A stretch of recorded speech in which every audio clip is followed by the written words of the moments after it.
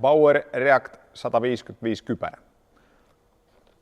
Edellisistä React-malleista tuttu freeform säätö, eli mahdollista säätää takaraivon pituutta ja mahdollisuus säätää kypärän leveyttä myös freeformin klipsujen takaa. Eli mahdollisuus säätää molempiin suuntiin.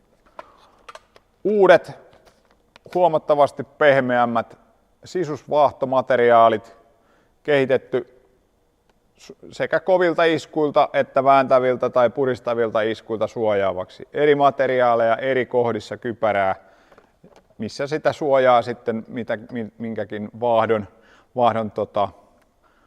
tiheyden mukaan tarvitaan.